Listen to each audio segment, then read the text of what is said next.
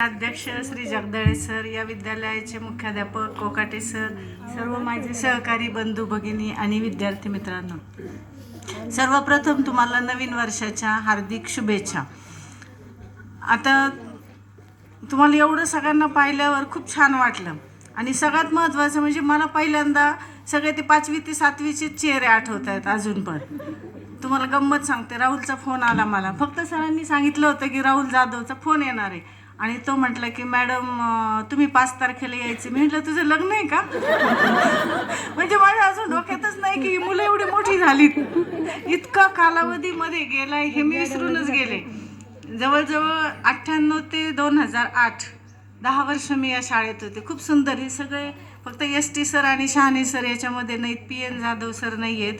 बाकी इतकं सुंदर स्टाफ आपला होता. सगळे एक जीवानी राहत होते आणि विद्यार्थी तर काय सगळेच आमचे प्रिय विद्यार्थी होते. अजूनही बरेच जण भेटतात. मला तरी अनुराधा अजून 2 वेण्या घातलेलीच आठवती.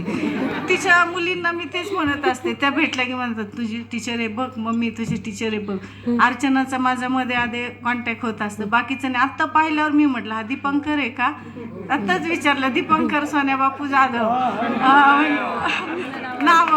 म्हणजे बरेचसे चेहरे विस्मरणात गेलेले होते, पण आता इथं आल्यावर थोडे थोडे आठवले. वैभव, छोटा वैभव आठवतं का? वैभव वैभवच्या घरी पण गेले होते. दिवस खूप छान होते. आता मी फक्त एवढंच सांगेल की तुम्ही सगळे एकत्र आलाय, असंच तुमचा छान ग्रुप करा, एकमेकांच्या सुखदुःखामध्ये सहभागी व्हा. आज तुम्ही आम्हाला इथं बोलवलं, तितका छान सत्कार केलात. आल्याबरोबर ठुबे मॅडम भेटल्यावर मला तर आनंदाश्रूच आले डोळ्यामध्ये. म्हणजे इतक्या वर्षांनी तुमच्यामुळं आम्हाला एवढं सगळ्यांना एकत्र यायचा योग आला आहे.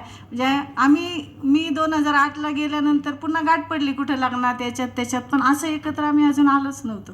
आज खूप छान वाटलं आणि तुम्ही आमचा सत्कार केला त्याबद्दल आभारी. तुम्हाला पुढच्या आयुष्यासाठी शुभेच्छा. थँक्यू.